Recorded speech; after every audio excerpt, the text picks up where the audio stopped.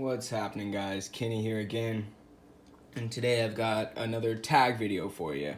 And what this one's about today is a tag going around that is 5 knives for under $1,000, but it has to be over 900.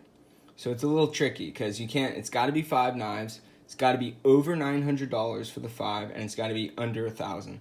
It's got a little bit of variance there, but it's kind of more difficult than I thought it was going to be.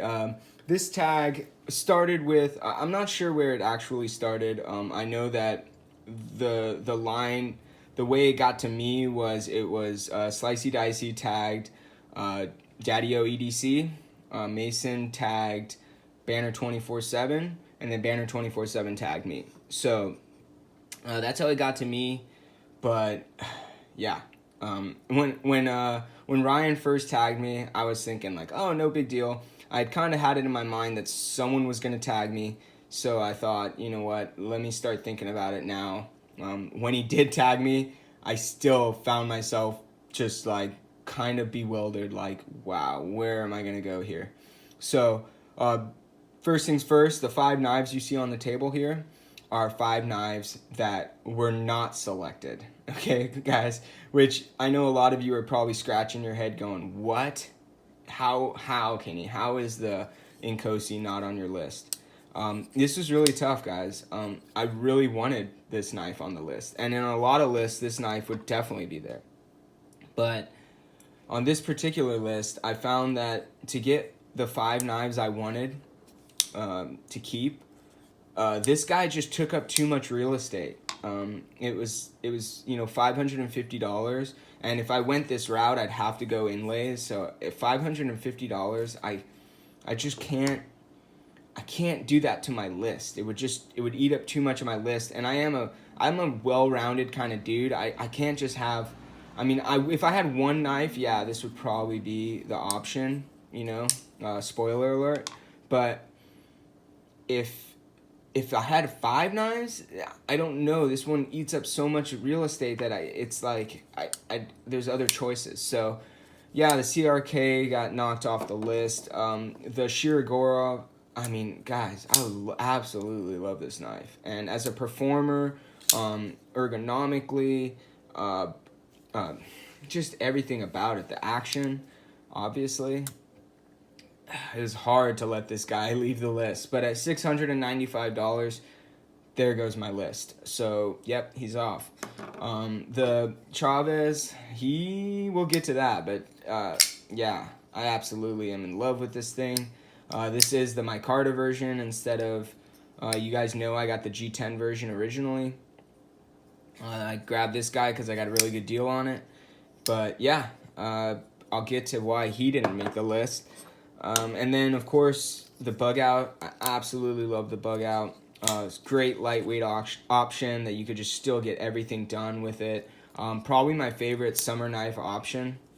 Just super light, and you just throw it in any pair of shorts, and it's just as you can get just as much cut and as much done as you need to with this knife. So really enjoy this knife.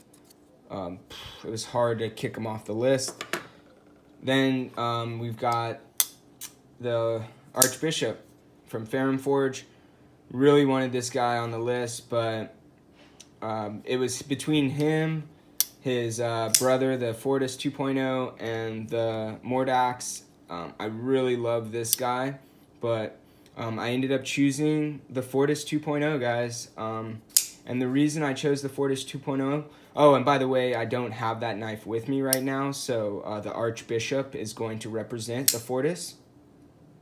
But yeah, the reason I chose the Fortis 2.0 over the Archbishop 2.0 is because ergonomically, they both fit my hand perfectly. They're both just melt into my hand. And as far as ergonomics, the only thing I like better about the Archbishop necessarily, because I like them both pretty much the same, is the fact that it doesn't have the thumb ramp. I do like that because you can just put your thumb wherever you feel comfortable. But in saying that, the Fortis 2.0, because of that thumb ramp, it actually broadens the blade, and you get a much thinner behind the edge dimension in a lot of cases. Of course, it depends on the example you get, but especially the rebladed S35 I did on my Fortis 2.0 with the heat treat issue. That thing is even thinner behind the edge than this one. So, wow, guys. Yeah. And the Fortis 2.0 is just a everyday anything. The only thing is it does have a thinner tip. I wouldn't be prying with it and stuff, but yeah, the Fortis is an excellent knife, and that's why the Fortis gets on this list. It's $250 for the Fortis. They're not available right now, but when they were $250. So that's going to represent $250 Fortis 2.0 right here. Yeah, and then we're going to go ahead and bring this guy on the table. No, I'm just kidding. Got to have my Rambo First Blood in there. Yeah. This guy's a gift from my buddy John Freeman. If you guys are on Instagram, go check out John. He's just a hilarious dude. Comes into my surf shop all the time. That's actually how I knew him before his Instagram channel and stuff. But John's a great dude. But yeah, next on the list, whammo. That's right, guys. This is the Microtech SOCOM Elite. This knife checks a lot of boxes for me, and I know a lot of guys probably wouldn't have expected this to be on this list, but oh man, you want to talk about a user, something that's got a pretty thin behind the edge. That's 15 degrees right there, guys. You see how thin that is right there? You can slice back here, yet if you need to pry, you got a nice thick tip to pry.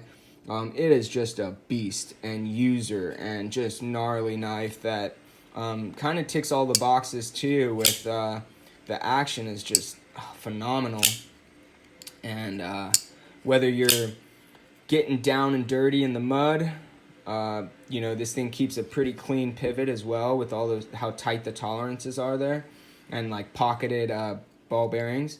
I mean ceramic ball bearings.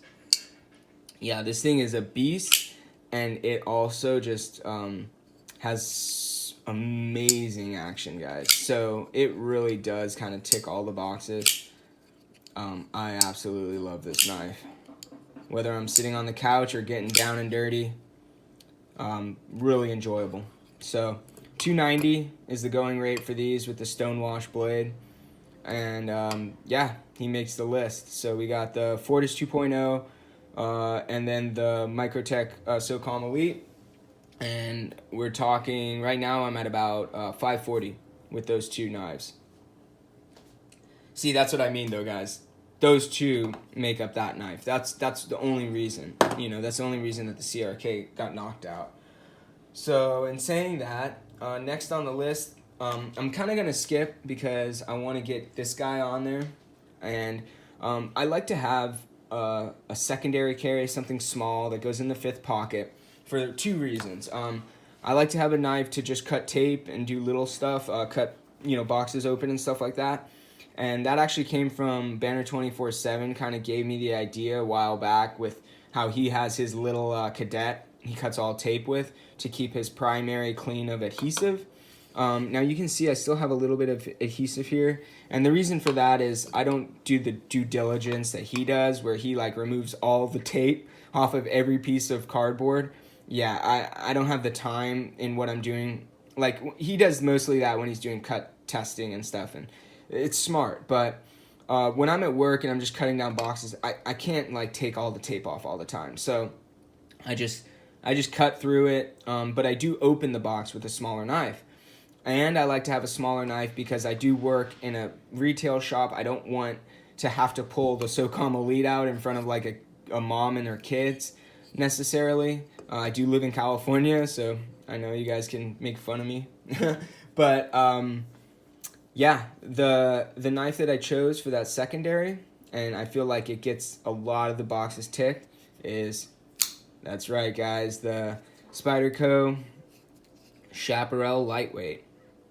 This is made in the Taichung factory, and it has CTX XHP steel, which is an awesome steel, guys. I absolutely love CTS XHP, and it takes a smoking edge. It's it's kind of like a tool steel that has some corrosion resistance, kind of like D2, but yeah, it's just, I like it better than D2.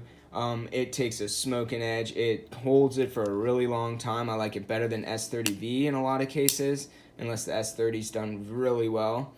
So I do love XHP, and I do love this little guy. He's so light. He fits anywhere. And guys, this is kind of like why the bug out left, because these are about the same. And although the bug out gets a lot more done, it's more expensive, so it takes more of my list. And also it doesn't fit that 5th pocket carry, and I needed something for that 5th pocket carry. And I do like something that if I needed to get a job done, I got all the grip I need to get a job done. I got a nice thin stock to slice through. I got a nice thin behind the edge thickness. It is just smoking knife and gets work done easily with a 4-finger grip. It is a little thin, but that's what makes it amazing to carry as well.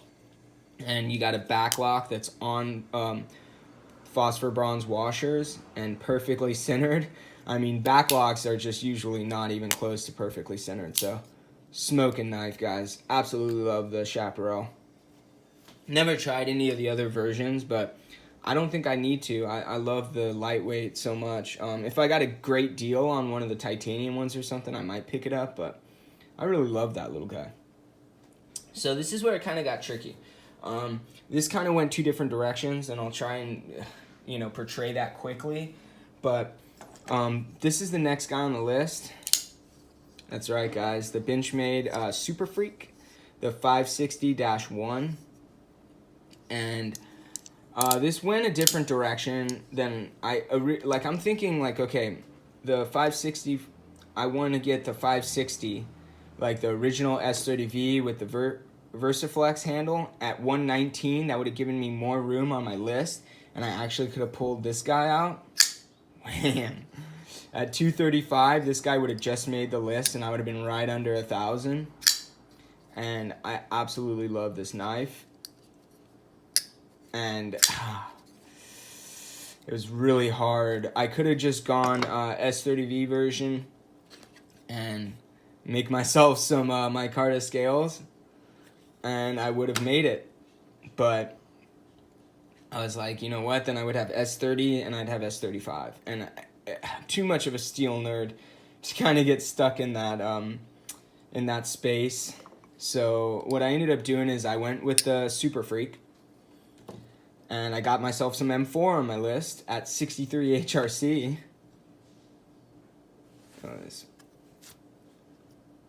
See there, 63 HRC M4, which performs amazingly, and I love M4.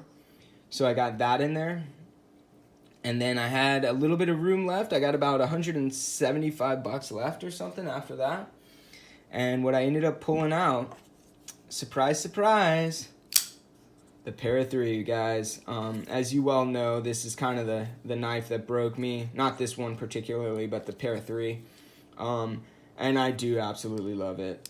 It's just a worker for me, guys. It's got the stock thickness to do what you need as far as, it does have a thin tip, but if you get up to here, you can pry with it. If you need to do a lot of cutting, it's really comfortable for me. For me, it's a really comfortable knife to use in a lot of different grips. So, I don't choke up on it very much, guys, but I do tend to maybe pinch choked up and push through stuff.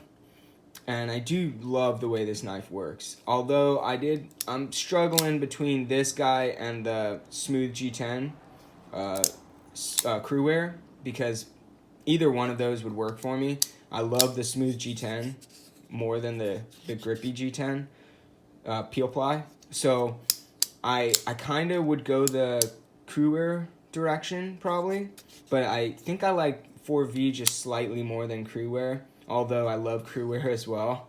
It would be really difficult, guys, and that would be a last minute decision probably between this and the crew wear version. So yeah, that's my list, guys. I really enjoyed doing this actually, and it was a lot harder than I thought it was going to be. A lot harder. So I want to thank I want to thank Ryan at Banter 24/7 for tagging me, because this is really enjoyable to do. It's really fun exercise. I do want to stipulate again, this is the Fortis 2.0, guys, not the Archbishop 2.0, because I like the Fortis 2.0 just that little bit more. Even though this one has a better action and stuff, and M390. Yeah, that's for another video. So I really do appreciate getting tagged in this, and I do have 3 people to tag. First things first, I want to tag David from Blade Banner. David is a really great guy, really cool channel. Go check out Blade Banner. If you haven't, watched his channel before, give him a sub. David's kind of more of in that budget range, or at least he was. He's found himself a little bit more on the upper end lately, which is maybe due to a little bit of us. I don't know. But I'm curious to see how he gets to $1,000. I think I know what he's gonna do, but I'm curious. So I put David in there, and then next is actually the exact opposite.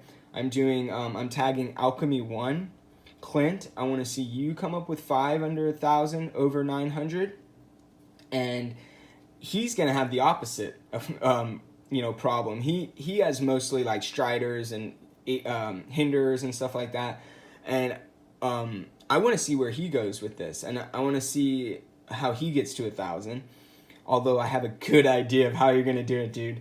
So yeah, Alchemy 1, Clint. I want to see what you got, and then last but not least, I want to see Outpost 76, Gerald, one of my good oldest friends here on YouTube. Gerald, I want to see you come up with 5 under 1,000 over 900, because all I get to see anymore is mostly cut tests, and I just want to see you pull out some of your knives from your collection, and I want to see you exercise this. So, hey man, those 3 guys are tagged. I got Blade Banner, I got Alchemy 1, and I got Outpost 76. Let's see it, guys. Thanks a lot for watching, and I hope you guys enjoyed this one. Have a great day.